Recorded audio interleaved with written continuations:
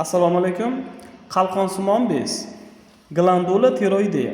Qalqonsimon bez bo'yin sohasida joylashadi. 6-7 bo'yin umurtqasi ro'parasiga to'g'ri keladi. Qalqonsimon bezni orqa tomonida qalqonsimon tog'ay hamda traxeyaning yuqoriga 4 ta tog'ayi, ya'ni yarim halqasimon tog'ayi joylashgan bo'ladi. Qalqonsimon bezni demak oldingi tomonida bevosita til osti suyagining ostidagi 4 ta mushak uni demak oldingi tomonida chegaralab turadi.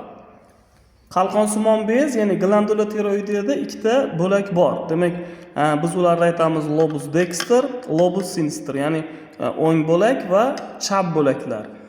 Odatda 30% insonlarda qalqonsimon bezda qo'shimcha mana piramidasimon qismi bo'ladi. Biz uni qalqonsimon bezda piramidasi deb aytamiz. Bu hammada bo'lmaydi.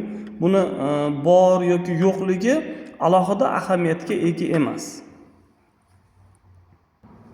Qalqonsimon bezni ikkita bo'lagini, ya'ni o'ng bo'lak bilan chap bo'lakni o'rtada qisqagina torayma. Ba'zi adabiyotlarda uni qalqonsimon bezni bo'yni ham deb aytadi. Demak, isthmus glandula tiroideya, ya'ni qalqonsimon bezning toraygan o'sha bo'yinchasi yoki toraymasi deb biz uni tarjima qilamiz. Qalqonsimon bezni o'rtacha uzunligi 50-60 mm ni tashkil qiladi. Ko'ndalang o'lchami 50-55 mm ga teng hisoblanadi. Bo'yinchasining uzunligi 10-15 mm ni tashkil qiladi. Og'irligi 30-50 grammga teng. Qalqonsimon bezni tashqi tomondan fibroz kapsula o'rab turadi. Mana shu fibroz kapsuladan qalqonsimon bezni ichiga biriktiruvchi to'qimadan iborat bo'lgan trabekulalar o'sib kiradi. Mana bu chizmada biz uni tashqi tomondan mana o'rab turgan fibroz kapsulani ko'rishimiz mumkin. Fibroz kapsuladan mana biriktiruvchi to'qimadan tashkil topgan, demak, trabekulalar qalqonsimon bezni ichiga o'sib kiradi. Va qalqonsimon bezni bo'laklarini, misol uchun bitta bo'lakni o'zini bir nechta bo'lakchalarga ajratib tashlaydi.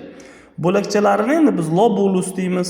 Bo'lakchalarini ichida bir qavatli epiteliydan tashkil topgan folikulalar bo'ladi. Demak, faqat bitta bo'lakchani chizdim, qolganlarining ichida ham xuddi shunaqa juda ham ko'plab folikulalar bor. Demak, takrorlayman, folikulani devori bir qavatli, hammasi xuddi shunaqa epiteliy bilan qoplangan bo'ladi. Folikulani ichida demak kolloid suyuqlik bo'ladi. Folikulani ichida o'sha demak suyuqlikning tarkibida juda ham ko'p miqdorda yod bo'ladi. Demak, uni o'sha bitta demak folikularning ichidagi yod miqdori, o'zi umuman olganda folikuladagi yod miqdori qondagi yod miqdoriga nisbatan 300 marta ko'p bo'ladi. Endi folikuladan demak asosan ishlab chiqariladi tiraksin va tiriyada tiranin gormonlari ishlab chiqariladi. Demak, tiraksin va tiriyada tiranin gormonlari ishlab chiqariladi. Shu narsani eslatib o'tishim kerak. Asosiy ishlab o'sha umumiy chiqadigan suyuqligini 80% tiraksin, 20% tiriyada tiranin gormoni hisoblanadi. Qalqonsimon bezni demak gormonlari moddalar almashinuviga ta'sir qiladi. Issiqlik almashinuvini, oqsil, yog', uglevodning sarflanishini kuchaytiradi. Kaliy va suvni organizmdan chiqishini va organizmning o'sishini boshqaradi. Buyrak usti bezi, jinsiy bezlar va sut bezlarini hamda shuningdek markaziy nerv sistemasi faoliyatini kuchaytiradi. Endi bitta narsaga e'tibor qilishimiz kerak. Men yuqorida aytib o'tib ketdim. Mana bularning barchasi folikulalar. Endi mana folikulalarning orasida oraliq moddalar bo'ladi. Barcha yerda mana har o'sha 2-3 ta folikularning, 4 ta folikularning orasida oraliq moddalar bo'ladi. Bo'shliqlar hisoblanadi. Aslida bular bo'shliq bo'ladi va mana shu bo'shliqda demak kalsitanin gormoni ishlab chiqariladi. Demak, kalsitanin qayerdan ishlab chiqariladi desa, biz aytishimiz kerak, qalqonsimon bezni bo'lakchalarining ichidagi folikulalarning orasidagi bo'shliqda ishlab chiqariladi kalsitanin gormoni. Aynan interstitial modda deymiz, ya'ni oraliq o'sha to'qimali modda bo'ladi. Ular kalsitanin gormonini ishlab chiqaradi. Endi bu qalqonsimon bezdan chiqadigan 3-chi gormon hisoblanadi. Buni vazifasi nima? Bu qondagi kalsiyni demak zaxira sifatida suyaklarda yig'ish vazifasini bajaradi. Demak, qondagi kalsiyni suyaklarga zaxira qilib yig'adi va suyaklarda mustahkamlanligini ta'minlab beradi. Shuningdek, demak kalsiy taninning ikkinchi vazifasi ham bor. Uni ikkinchi vazifasi hazm bezlari uchun fiziologik tormoz vazifasini bajaradi. Ya'ni hazm bezlari faoliyatini fiziologik ravishda pasaytirib turish funksiyasini bajaradi. Endi keyingi bezimiz demak bu mana 4 ta bo'ladi. 2 ta yuqorida, 2 ta pastda. Bu ham qalqonsimon bezga orqa tomoniga mana yopishgan holatda turadi. Biz buni qalqon orti bezi deymiz. Glandula parotidiya. Glandula parotidiyadan o'zi juda ham kichkina bo'ladi, lekin 4 ta bo'ladi. 2 ta yuqoriga, 2 ta pastga. Bundan bittagina garmon chiqadi, paratgarmon chiqadi glandula parotidiyadan. Demak, paratgarmonni asosiy vazifasi 2 ta. Birinchi vazifasi bu mana bu kalsitaninga antagonist hisoblanadi. Ya'ni kalsitanin qondagi kalsiyni suyaklarda depo qilib yig'sa, bu aksincha suyaklardagi depo qilib yig'ilgan kalsiyni parchalab qonga chiqarib beradi. Va ikkinchi vazifasi eslab qolish kerak, organizmdan fosforni chiqarilishini ta'minlab beradi.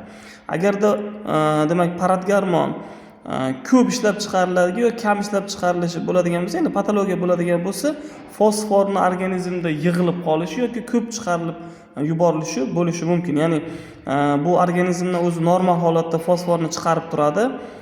Agar organizmda kam ishlab chiqarilsa, organizmdan fosfor chiqmay qo'yadi yoki kam chiqadi va organizmda kumulyatsiya bo'lib, ko'p miqdorda yig'ilib qoladi fosfor. Agar garmon ko'p ishlab chiqarilsa, organizmdan fosfor ko'p chiqarib yuboriladi. Organizmda fosforsizlanish jarayoni vujudga keladi. Keyingi bezimiz ayrisimon bez. Timus deb aytamiz.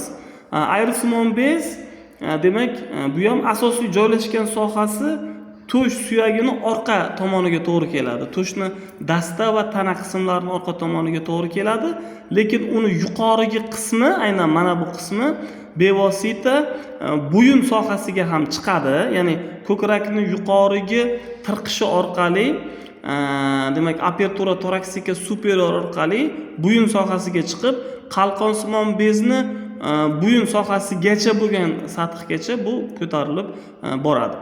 Timus haqida gapiradigan bo'lsak, timus ya'ni ayrisimon bez bu 1 yoshdan 5 yoshgacha o'rtacha 25 gram og'irlikka ega bo'ladi. 15 yoshga yetganida 30-35 gramga yetadi buni og'irligi. 15 yoshdan keyin sekinlik bilan uni og'irligi pasayib boradi. Ya'ni inson 60 yoshga yetganda, 60-65, 70 yoshga borganda atiga 6 gram og'irlikka ega bo'ladi ayrisimon bez. Timus organizmni limfositlar bilan ta'minlab, uni himoya kuchini oshiradi, uni gormonlari oq qon tanachalari faoliyatini oshiradi.